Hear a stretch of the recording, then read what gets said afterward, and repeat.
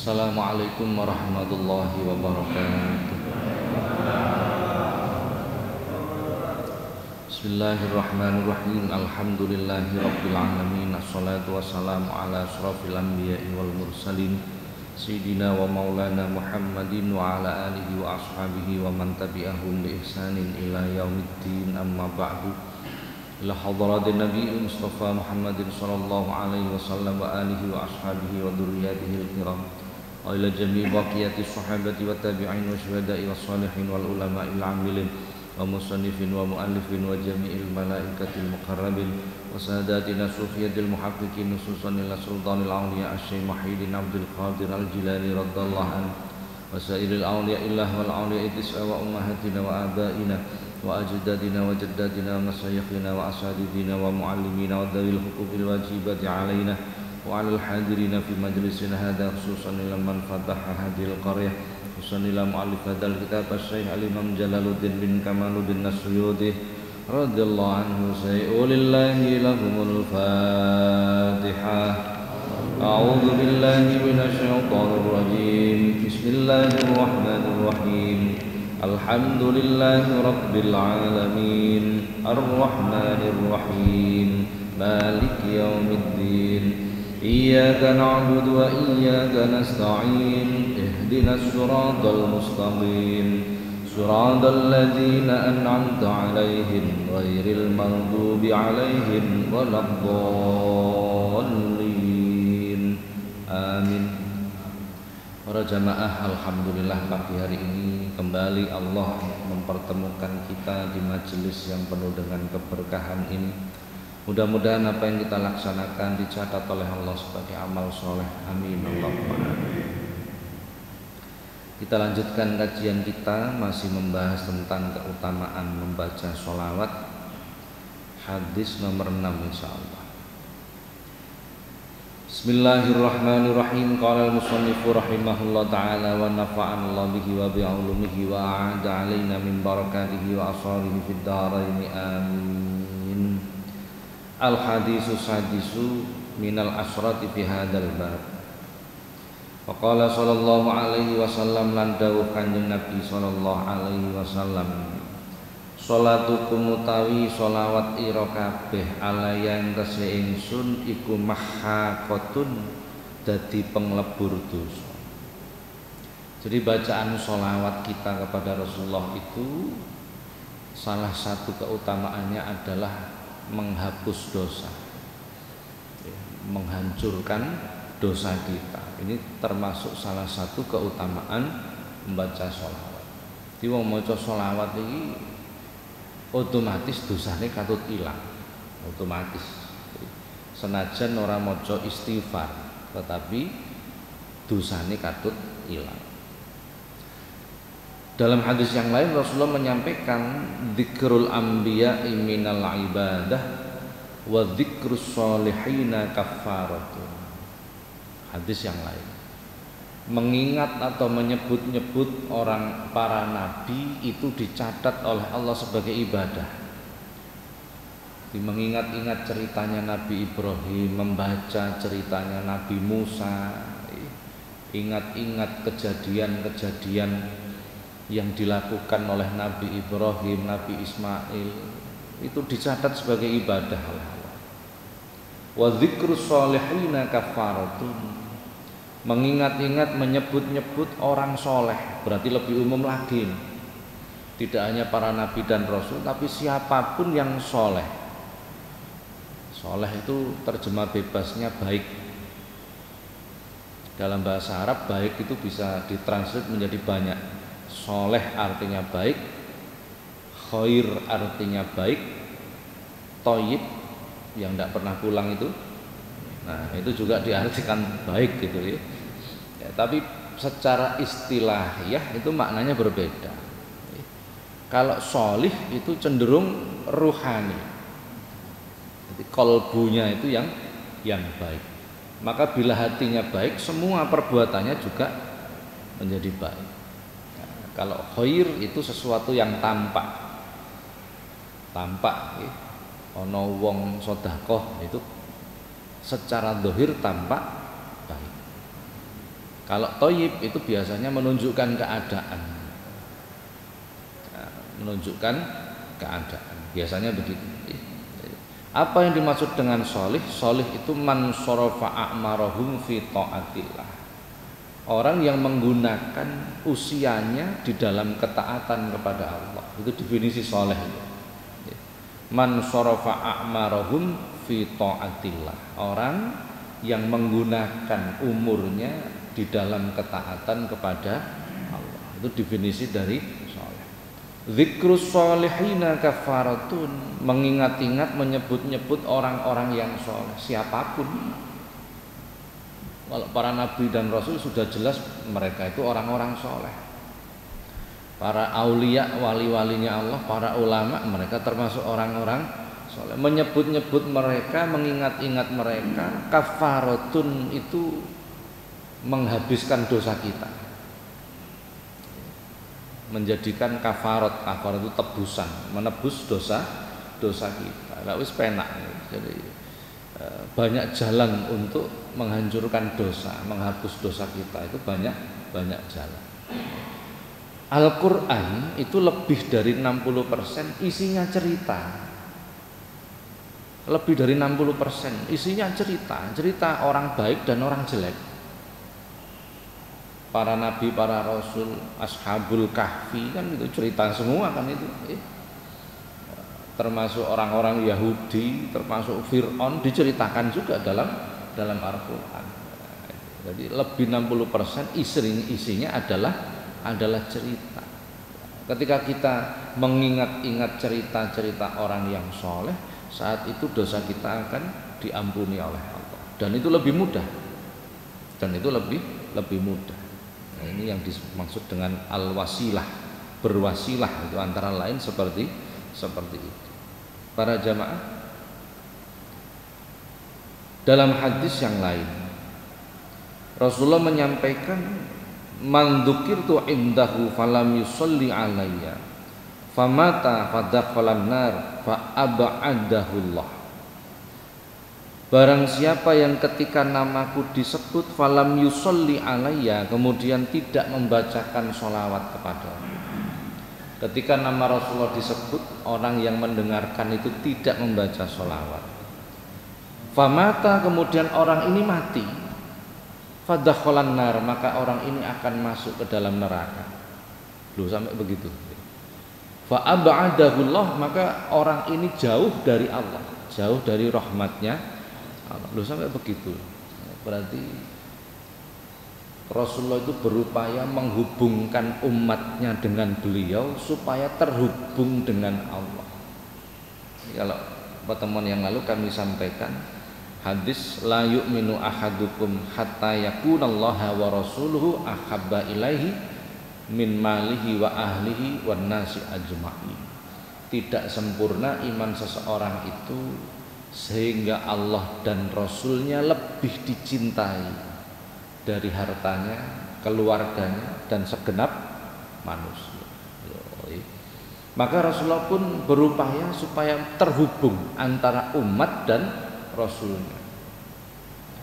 Kok orang gelem maca sholawat ketika nama Rasulullah ini disebut, maka orang itu ketika mati saat itu orang ini akan masuk neraka dan jauh dari rahmatnya Allah. Na'udzubillah min dzalik. Kenapa? Kembali lagi, karena orang yang tidak pandai berterima kasih. Malam yaskurinas lam yaskurillah. Orang yang tidak bisa berterima kasih kepada manusia, berarti dia tidak bisa berterima kasih kepada Allah. Lali, katanya Pak Karno, jas merah, jangan lupakan sejarah. Kita menjadi Islam itu ada orang-orang yang berjasa kepada kita. Siapa yang paling utama? Ya, yang membawa ajaran itu yang paling utama. Sayyidah Fatimah, putri Rasulullah, suatu ketika sakit. Ketika sakit itu Rasulullah itu menjenguk. Lalu Rasulullah mengambil satu gelas air putih, disuwuk. Apa disuwuk itu? Apa disuwuk? Suwuk itu bahasa Jawa. Nggih, wong Jawa dhewe kadang ora paham apa suwuk iki. Suwuk itu ditranslate dalam bahasa Arab namanya ruqyah. Nah, Apa perbedaan doa dan ruqyah? Doa itu lafadz dan maksud sama. Lafadz dan maksud sama. Contoh, Allahumma shfi maradahu, umpama begitu. Ya Allah, sembuhkan penyakitnya. Ini namanya doa. Karena lafadz dan maksudnya sama. Lah ketika Rasulullah membaca sesuatu di air tadi, apa yang dibaca Rasulullah? Membaca surah Al-Fatihah. Arti dari surat Al-Fatihah itu tidak ada yang minta kesembuhan, kan tidak ada. Nah ini namanya ruqyah. Lafadz dan maksud tidak sama, itu namanya ruqyah. Bar maca Fatihah disebul banyune diombeke datang putrine wae.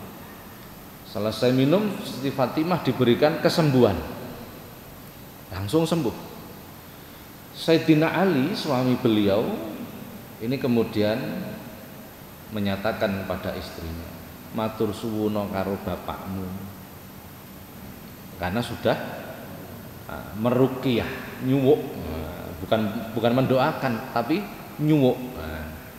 Apa kata Sayyidah Fatimah? Sing maraske aku iku Gusti Allah.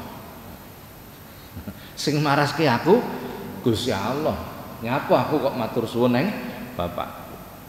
Maka ditegur oleh Rasulullah, malam yaskurin nas lam yaskurillah. Barang siapa yang tidak bisa berterima kasih kepada manusia, dia sebenarnya tidak bisa berterima kasih kepada Allah. Kalau tidak bisa bersyukur, berarti orang itu kategori orang kufur. Lah orang kufur itu inna adzabi lasyadid dalam Al-Quran. Bagi orang yang kufur itu sesungguhnya adabku sangat pedih. Maka ketika orang disebut nama Rasulullah di hadapannya, dia tidak mengingat bahwa kita menjadi Islam, kita mengenal Allah karena jasa Rasulullah, berarti orang itu orang kufur. Kan tidak mengingat itu. Maka kok saat itu mati, maka dimasukkan ke neraka oleh Allah. Na'udzubillah min. Nah, itu termasuk adab bagi orang-orang yang kufur kepada nikmat Allah. Banyak sebenarnya. Jadi kufur itu ada kufurul ingkar, ada kufurul juhdi, ada kufurul asyir, ada kufurul nifak, macam-macam. Orang mari-mari bahas itu. Pun kita lanjutkan saja. Hadis yang lain, Rasulullah menyampaikan la yura wajhi salasah. Ada 3 golongan yang tidak akan memandang wajahku, kata Rasulullah. Berarti kalau tidak memandang wajah Rasulullah, tidak bertemu Rasulullah. Kalau tidak bertemu Rasulullah, tidak akan mendapatkan syafaat dari Rasulullah. Syafaat itu artinya bantuan. Arti dari syafaat itu bantuan. Syafaat Rasulullah itu di dunia sampai nanti di akhirat kita tetap butuh itu. Kalau di hari kiamat saya sudah berkali-kali cerita.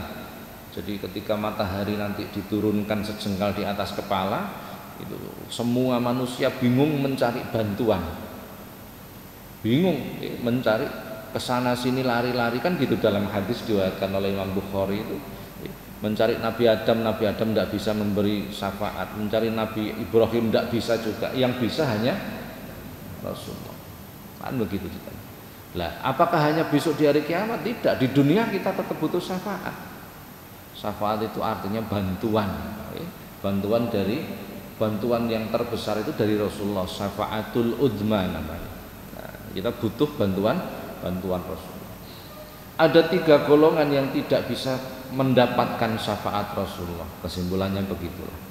Yang pertama adalah al-aqal walidayhi, orang yang durhaka kepada orang tua. Tidak bisa ketemu Rasulullah, tidak bisa mendapatkan syafaat dari Rasulullah, tidak bisa, baik di dunia ataupun akhirat, tidak bisa.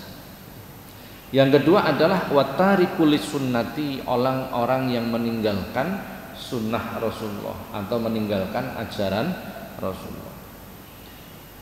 Para jamaah, perilaku Rasulullah itu ada kalanya wajib bagi kita, ada kalanya hukumnya sunnah. Yang wajib harus dilakukan, sholat 5 waktu, iso ra iso ya kudu dilakoni. Iso ra iso kudu dilakoni. Kula sakit ya Pak, masih loro tetep kudu sholat. Sampai karek kedep tok tetep kudu sholat. Itu namanya wajib, itu begitu. Puasa Ramadan wajib, ya berarti iso ra iso kudu dilakoni. Kok gak kuat, faidatum min ayamin ukhor, gentian nang dina sing nyaur utang. Kan begitu hukumnya. Jadi kok kita sakit kemudian ndak kuat puasa, maka di hari yang lain kita harus mengganti. Ngijoli. Gak kuat ngijoli, memane sakit yang kecil kemungkinan untuk bisa sembuh, maka tetap kena denda namanya fidyah. Kan begitu kan? Sakit nopo Pak sing angel warase? Contone lara pikun. Pikun itu termasuk lara nggih. Apa pikun niku? Lalian nggih. Lah nek wis pikun dikongkon poso, tetep lali terus nggih. Jam 8 wis mangan, takoni, "Pak, sik poso?" Wis lali meneh, kan susah ini. Maka orang seperti ini sebaiknya membayar fidyah, kan begitu. Nah, ini artinya wajib. Oh gak mampu kudu mengganti dan lain sebagainya.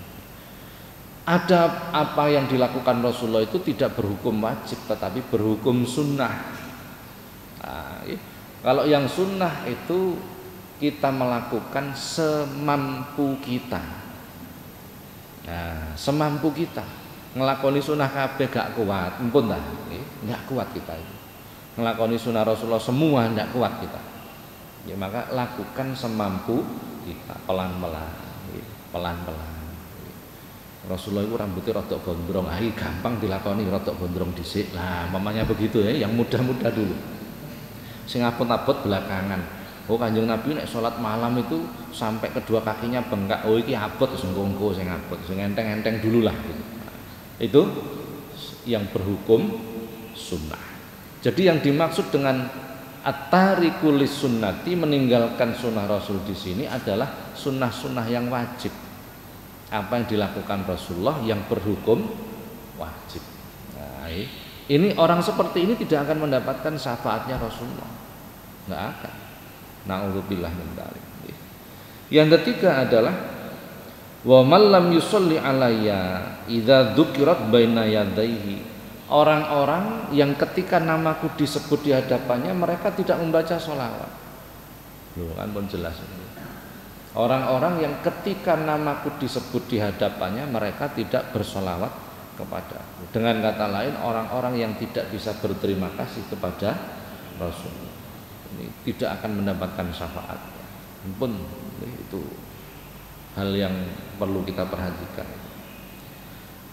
Qala Jibril alaihi salatu wassalam, suatu ketika malaikat Jibril mendatangi Rasulullah kemudian mengatakan, "Ya Muhammad, innallaha yaqulu, sesungguhnya Allah mengatakan, man shalla alaika asyarata marratin, barang siapa membaca sholawat kepadamu 10 kali, istaujabal amana min sakhati, maka orang itu akan mendapatkan keamanan min sakhati, kata Allah, dari kemarahanku." Kok ana wong maca sholawat 10, niki orang ini akan mendapatkan perlindungan dari kemarahan Tuhan.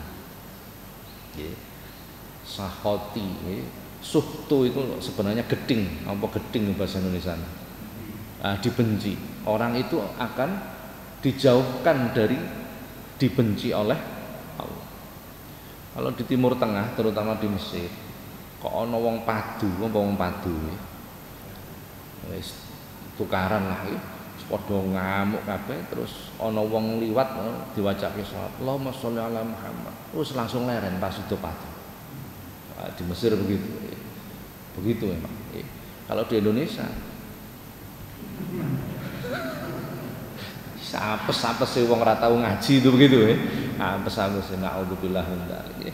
Jadi pentingnya ngaji itu begitu. Jadi kalau di Mesir itu orang wis rame gegeran gitu, arep gelut ana wong pihak ketiga itu lewat kemudian dibacakan sholawat, sudah langsung salaman pulang. Begitu. Jadi sholawat itu tibake gak gawe ngusir wong tok. Kalau kita kan digawe ngusir wong. Buyar acara Allahumma sholli ala Muhammad, buyar ngusir wong, selawat ngusir wong. Nah, ternyata untuk mendamaikan orang itu juga bisa. Nah, walaupun itu nggak ono dalil, orang ono dalil itu.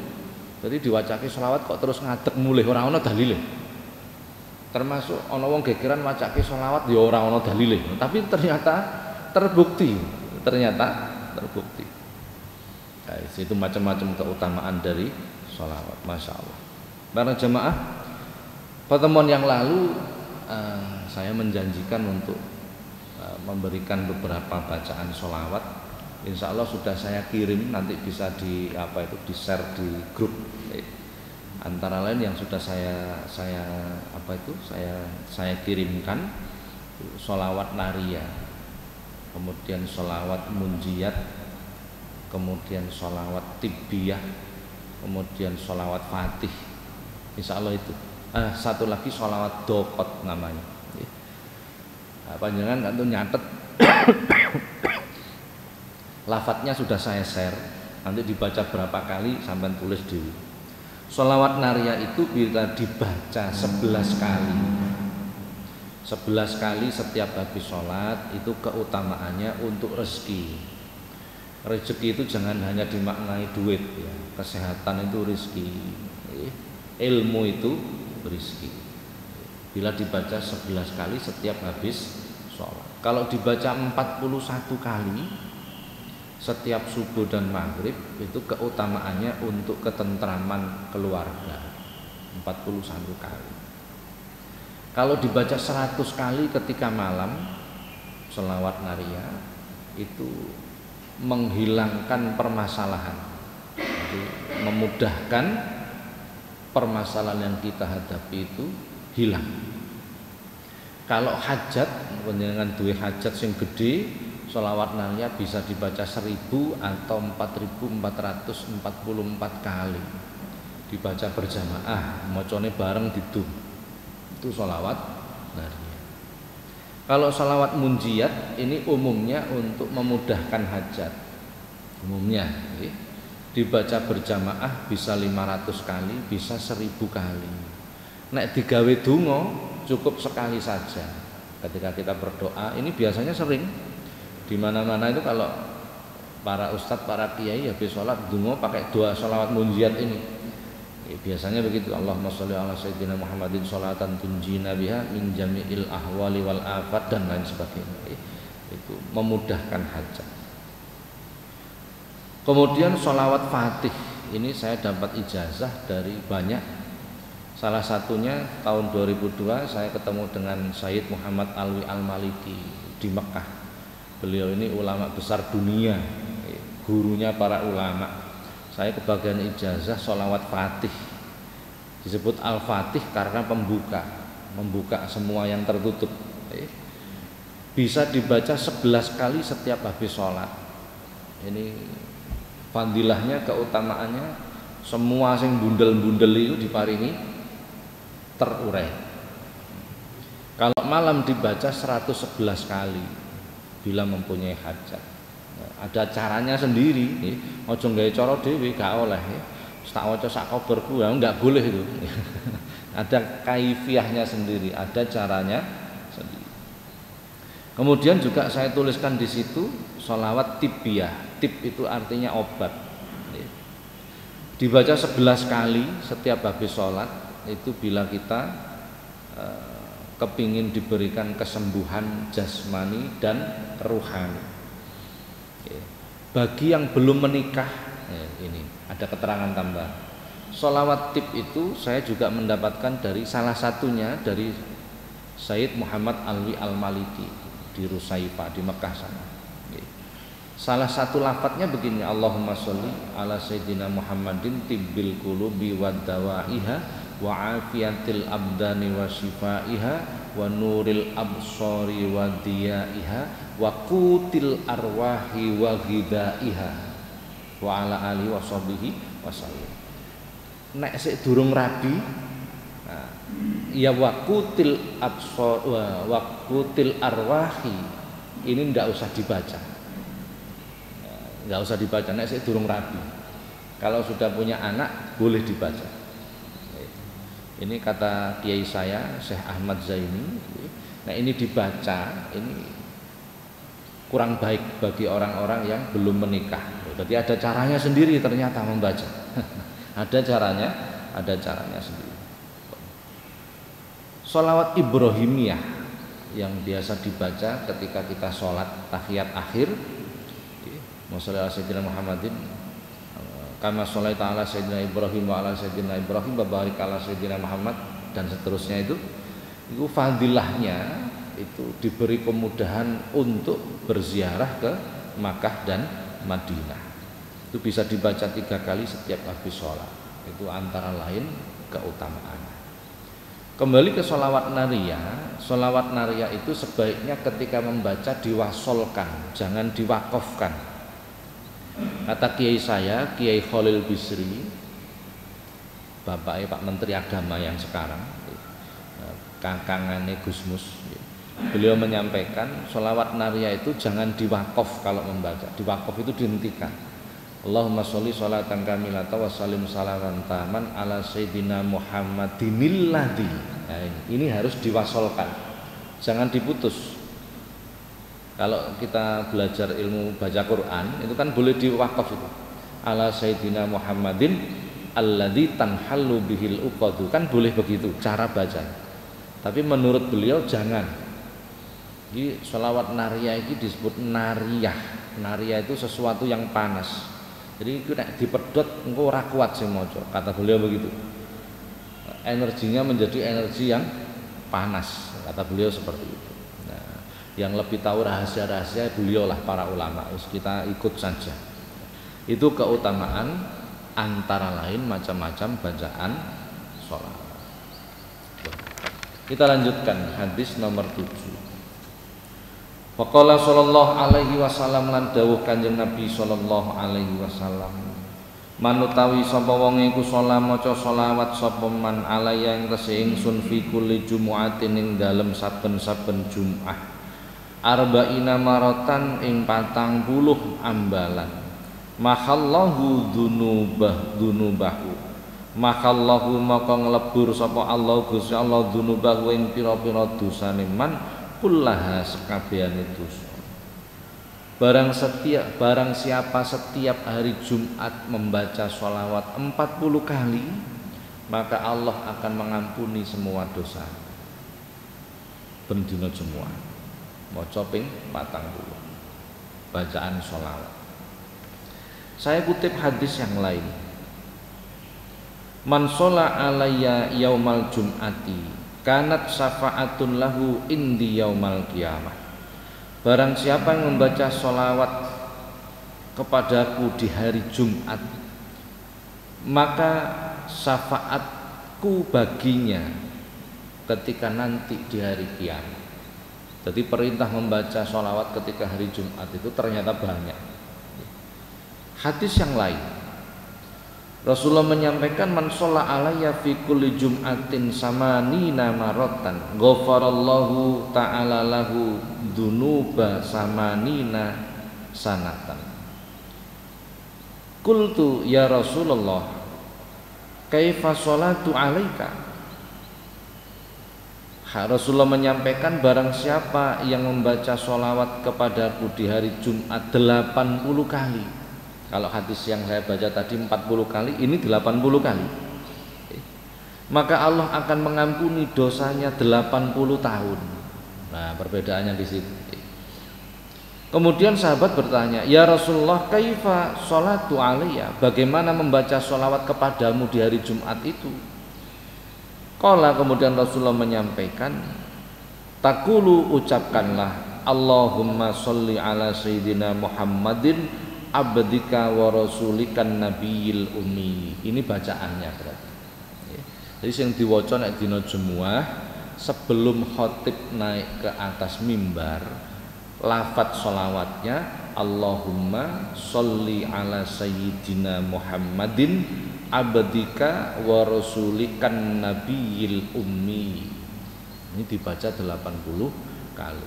Ini biasanya saya juga melakukan. Bukan yang 40 tapi yang 80 kali. lafadz sholawatnya seperti itu.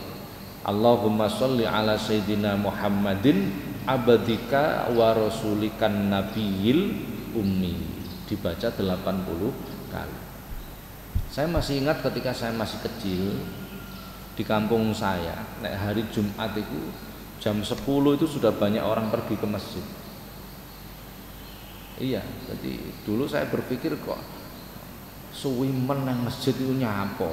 Ternyata memang hari rayanya umat Islam itu hari Jumat itu sebenarnya. Jadi mereka berbondong-bondong mengawali datang ke masjid. Masuk masjid mereka sholat tahiyatul masjid 4 rakaat 2 salaman. Setiap rakaat habis Fatihah baca surah Al-Ikhlas 50 kali. Loh, ada itu keterangan itu ada dalam kitab Bidayatul Hidayah. Kemudian mereka membaca zikir, membaca Al-Quran, membaca sholawat ini 80 kali. Kemudian membaca Allahumma bi hurmatil jum'ah ighfir lana dzunubana waqsif anna kurbatana, diulang-ulang. Itu amalan-amalan yang ada tuntunannya. Lah kadang kita itu kan melangis masjid itikaf maca apa? Maca sakarepe dhewe. Ah iki malah susah. Itu kita yang kita kerjakan itu malah nggak ada tuntunannya, kadang-kadang seperti itu.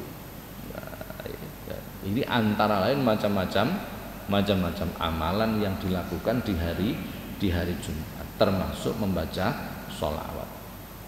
Masuknya hari Jumat itu sebenarnya ketika Kamis malam, itu sudah masuk hari Jumat, Kamis malam. Nah, diperbanyak membaca sholawat. Oke. Jadi saya ijazah dari kiai saya, Kiai Muslim Rifai Mampuro. Mbah Lim itu termasuk pembimbingnya Gus Dur, jadi gurunya Gus Dur, pembimbing ruhaninya Gus Dur. Jadi saya sama Gus Dur itu tunggal guru, cuman kono pinter kula bodoh ya, ngoten tok bedane. Beliau memberi ijazah nek malam Jumat maca sholawat minimal ping 100, nek iso ping 1000. Kata beliau begitu. Lafadz sholawatnya Allahumma sholli wa sallim ala sayyidina Muhammadin wa ala ali sayyidina Muhammad. Itu menghilangkan kesusahan, memudahkan hajat dan banyak lagi yang lain. Itu lafadz sholawat. Dan lafadz sholawat ini sama dengan ijazah yang diberikan oleh Profesor Dr. Asy-Syaikh Muhammad Fadil dari Turki yang kemarin kami hadirkan. Beliau keturunan ke-25 dari Syekh Abdul Qadir Al-Jilani. Beliau mengijazahkan lafadznya sama. Allahumma sholli wa sallim ala sayyidina Muhammadi wa ala ali sayyidina Muhammad. Dan beliau ijazahnya dibaca 313 kali. Berarti kan hitungannya beda-beda. Kalau ijazahnya segitu ya sudah, jangan dikurangi, jangan ditambah. Pun para jamaah, sampai sini dulu, barangkali ada pertanyaan kami persilahkan.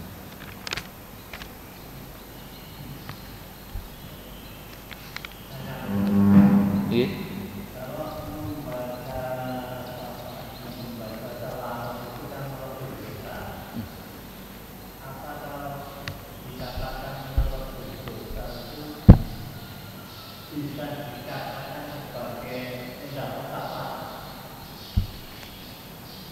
Apakah dengan dileburnya dosa itu termasuk dikatakan mendapat syafaat? Nggih. Nah, jadi itu termasuk syafaat Rasulullah. Jadi syafaat Rasulullah itu qabla maulidihi, sebelum beliau lahir itu Rasulullah sudah bisa memberi syafaat. Kemarin saya ceritakan kisahnya Nabi Adam ketika bertobat kepada Allah 200 tahun tidak diterima. Ini Rasulullah kan belum lahir. Baru ketika beliau ditambahi doanya Allahumma bihaqqi Muhammadin lamma ghafarta, kan begitu. Ini diriwayatkan oleh Imam Bukhari dalam kitab Shahihnya. Baru doanya diterima oleh Allah. Artinya Nabi Adam ini berwasilah, bertawasul kepada Rasulullah yang belum lahir. Maka ini bisa dikatakan syafaat Rasulullah juga. Wa inda hayatihi, syafaat Rasulullah itu juga berlaku ketika beliau masih hidup. Wah, tambah nemen itu. Tambah nemen itu. Jadi ada seorang sahabat, saya lupa namanya, ketika berperang itu nun sewu, matanya lepas. Ini matanya ini lepas. Kemudian mendatangi Rasulullah, dibawa itu matanya. Sama Rasulullah dipegang, dimasukkan lagi. kembali normal, bahkan matanya yang lebih tajam penglihatannya yang pernah lepas itu. Ini kan namanya syafaat, bantuan. Sahabat Abu Hurairah itu terkenal sahabat yang paling banyak meriwayatkan hadis, paling banyak sudah. Sayyidatuna Aisyah itu istri Rasulullah meriwayatkan hadis 1210, cuman segitu. Sahabat Abu Hurairah wah jauh lebih banyak. Padahal sahabat Abu Hurairah itu bodoh. Nah, ceritanya begini, jadi ketika beliau itu matur pada Rasulullah, ya Rasulullah, kula niki nek pantun jenengan dawuhi sesuk lali. Nah, iki nek jenenge bloken. Nah, memper kalih kula, padha kalih kula. Akhirnya lah nek ngeten terus Kanjeng Nabi, bagaimana saya bisa melakukan apa-apa dawuh panjenengan, soalnya gampang lali. Akhirnya Rasulullah memerintahkan, ya Abu Hurairah utsud rida'ak, beberen serbanmu. Setelah serbane Abu Hurairah dibeber, Rasulullah berdiri, kemudian seolah-olah mengambil sesuatu dari udara, dilemparkan ke sorban itu tadi. Wis rangkulan serban, nah, dirangkul oleh sahabat Abu Hurairah. Sejak saat itu sahabat Abu Hurairah tidak pernah lupa. Diriwayatkan oleh Imam Muslim hadis ini, sahih berarti. Ini apa? Syafaat juga ketika beliau itu. Lah ketika beliau sudah wafat, apakah syafaat itu masih berlaku? Tetap berlaku. Nah, sampai nanti hari kiamat tetap berlaku. Suatu ketika ada orang namanya Syekh Utbi. Rasulullah sudah meninggal. Syekh Utbi ini wiridan di depan makamnya Rasulullah. Tiba-tiba Rasulullah muncul. Nah, ini bedanya Rasulullah dengan kita itu begitu ya. Jadi para ulama, orang-orang soleh itu mereka tidak mati. Quran loh itu, Quran. Bal ahya'un 'inda rabbihim yurzaqun, dalam Quran disebut begitu. Mereka tidak mati. Mereka hidup di sisi Allah dan mendapatkan karunia. Rasulullah kemudian berkata pada Syekh Utbi, ya Utbah ilhaqil arabi wa qul lahu innallaha ghafaru. Syekh Utbi langsung berdiri. Artinya begini, Rasulullah mengatakan pada Syekh Utbi, hei Utbi, wong Arab sing sik tas metu saka masjid iku mau omong ngono, Gusti Allah wis nyepuro dosane, kata Rasulullah pada Syekh Utbi. Syekh Utbi berdiri langsung mengejar orang yang baru keluar dari masjid. Koyoke wong iki. Kemudian orang itu dihentikan. Ayuhal Arab, hei orang Arab, kata Syekh Utbi. Ma taqra'a amama Rasul, apa yang kau baca di hadapan makam Rasulullah? Orang Arab ini mengatakan, ji'tu bidunubin katsirin, aku mendatangi makam Rasulullah dengan membawa dosa yang sangat banyak. Kemudian aku minta kepada Rasulullah supaya mendoakan kepada Allah agar Allah mengampuni dosaku. Lah, berarti kan minta bantuan Rasulullah di hadapan makamnya Rasulullah. Rasulullah pun menjawab, tapi karena orang Arab ini bukan orang yang ahli kasaf, tidak bisa melihat alam gaib lah bahasanya begitu, maka disampaikan melalui Syekh Utbi. Maka Syekh Utbi mengatakan, Rasulullah mengatakan kepadaku, innallaha ghafara lak, Allah telah mengampuni dosamu. Hadis yang lain, suatu ketika terjadi kemarau panjang. Kemudian ada sahabat ini sowan kepada Sayyidatuna Aisyah, Sayyidatuna Fatimah, putri Rasulullah. Bagaimana ini? Terjadi kemarau panjang. Maka kemudian Sayyidatuna Fatimah mengatakan, kamu datang ke makam Rasulullah. Sungkup makami Rasulullah bolongono. Diperintahkan begitu. Memerintahkan putri ini Kanjeng Nabi ini, ya. Sahabat manut wae dibolong. Nembe dibolongi, pulang ke rumah mendung peteng udang deres. Apa ini namanya? Jadi banyak cerita begitu, sangat banyak.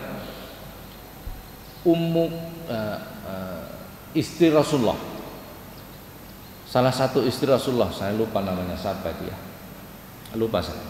Didatangi seorang sahabat. Sahabat ini kepingin ketemu Rasulullah. Waduh, Rasulullah sik nembe medal. enek apa? Anu anak kula sakit. Anak kula sakit. Berarti tidak bisa bertemu Rasulullah. Entenono sediluk. Maka istri Rasulullah ini masuk ke dalam rumah mengambil satu helai rambut Rasulullah, kemudian dicampur, dicelupkan air, airnya diberikan sahabat. Ombekno anakmu. Bukan Rasulullah ya loh ini, rambutnya Rasulullah. Kemudian sahabat ini membawa pulang air tadi, diminumkan kepada anaknya dan diberikan kesembuhan. Ini namanya syafaat Rasulullah juga. Banyak kejadian begitu, banyak sekali. Banyak sekali. Asma binti Abu Bakar. Asma binti Abu Bakar itu saudara perempuannya Siti Aisyah. Ketika ada sahabat itu sakit, kemudian Asma binti Abu Bakar itu membawa bajunya Rasulullah, gamisnya Rasulullah. Dikom banyu, banyunya dikongkon ngombe. Hadis juga itu, hadis itu. Nah, diminum dan diberikan kesembuhan. Itu namanya juga syafaat Rasulullah.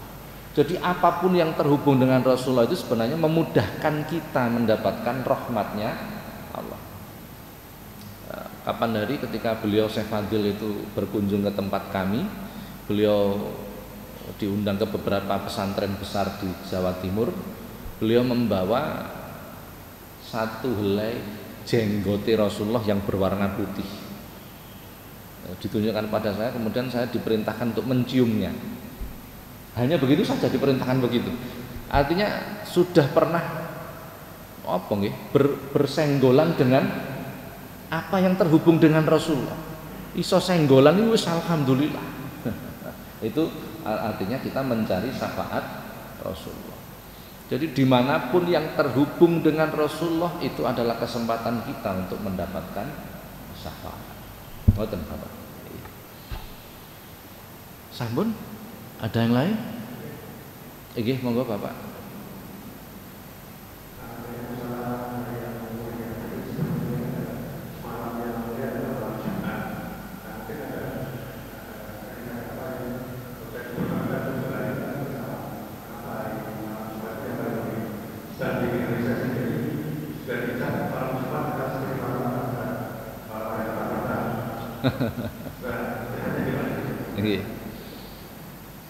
Nanti sebenarnya di belakang ada bab sendiri tentang fadilah hari Jumat, keutamaan hari Jumat.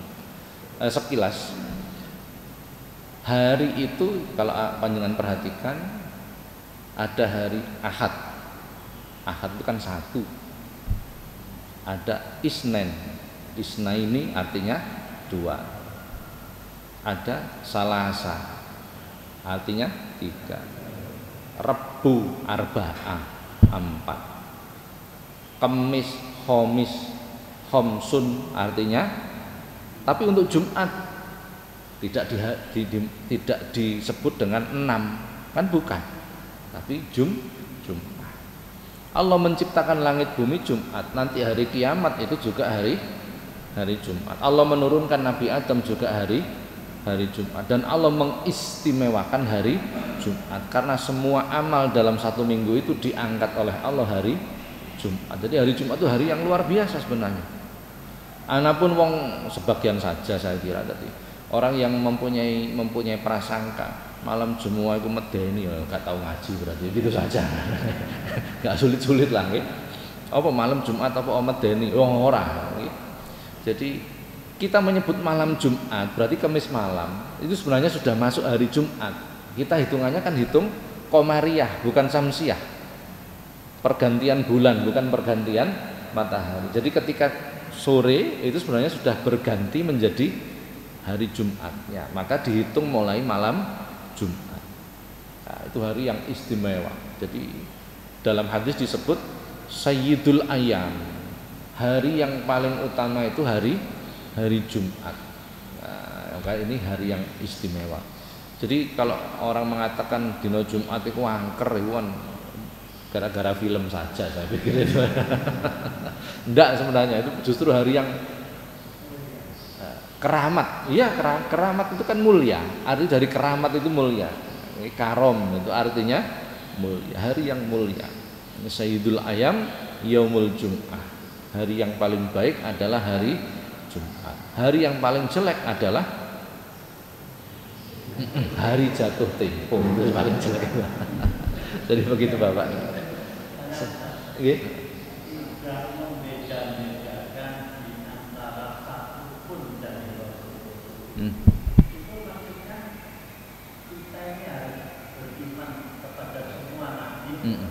Nggih. Kita diperintahkan tidak boleh membeda-bedakan di antara semua rasul. Ada nabi, ada rasul. Jumlah nabi pinten? 124.000. Jumlah yang menjadi rasul 313. Yang wajib kita ketahui 25. Quran tuh surah Al-Baqarah akhir insyaallah amanah rasul dan seterusnya itu kita tidak diperkenankan membeda-bedakan para rasul. Artinya para rasul itu mereka adalah utusan Allah semua. Kita wajib mengimani mereka semua.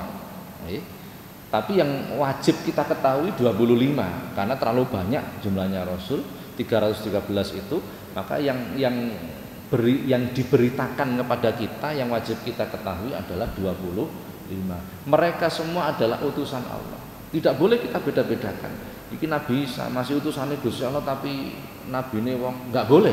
Ini tetap itu termasuk nabi. Kita imani. Tidak boleh kita ingkari. Tetapi kita adalah umatnya. Maka syariat kita mengikuti syariatnya. Tidak boleh kita mengikuti syariat Nabi Musa, tidak boleh. Begitu, jadi yang dimaksud seperti itu. Sampun nggih? Wis rada ngelak kula. Oh, satu lagi monggo nggih.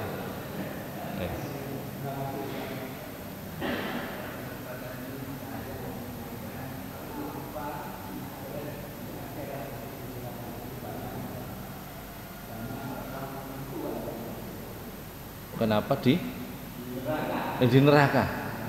Kok banyak orang perempuan gitu? Sebenarnya jawabannya sederhana. Jumlah manusia itu lebih banyak perempuan daripada laki-laki. Nah, ini dengan bersani kalau kita melihat data kependudukan, jumlah perempuan memang lebih banyak. Maka kemungkinan besar nanti di neraka juga lebih banyak yang perempuan. Jadi jumlah jiwanya sudah lebih banyak perempuan.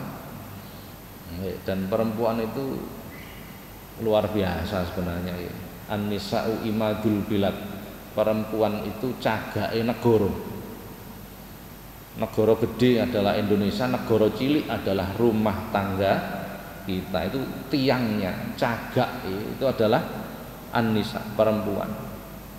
In soluhat fasoluhatil bilad. Bila soluh, bila soleh perempuan ini, maka negara ini menjadi soleh. Wa in fasadat fasadatil bilad, maka bila rusak perempuannya maka menjadi rusak pula negara. Negara besar Indonesia, negara kecil ya sak omah itu, begitu kan? Maka menentukan sekali ini perempuan untuk kebaikan negara dan kejelekan negara memegang peran yang penting. Maka sangat penting untuk melakukan pembinaan terhadap perempuan itu. Maka karena posisinya sangat penting, nun sewu, banyak perempuan itu yang tidak kuat, banyak. Makanya butuh bagi seorang perempuan itu seorang imam sebagai penyangga agar menjadi kuat. Nun sewu, piantun estri itu nek gak ono sing lanang gak patek kuat. Secara ibadah maksudnya begitu. Secara ibadah tempat bersandarnya itu tidak ada. Maka sebaiknya bagi perempuan itu mempunyai sandaran. Lah sing lanang ya napa? Ya ora apa-apa nek gak ono bojo malah nemen gak kuate sing lanang asline. Sebenarnya begitu.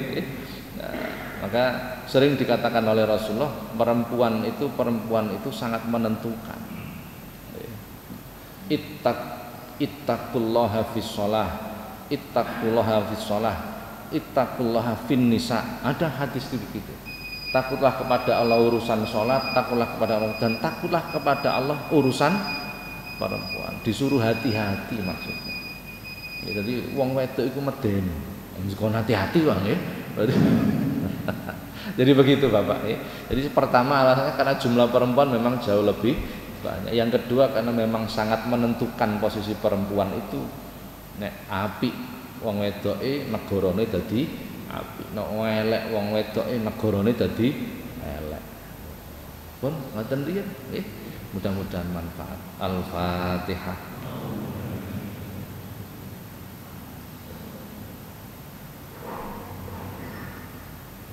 Assalamualaikum warahmatullahi wabarakatuh.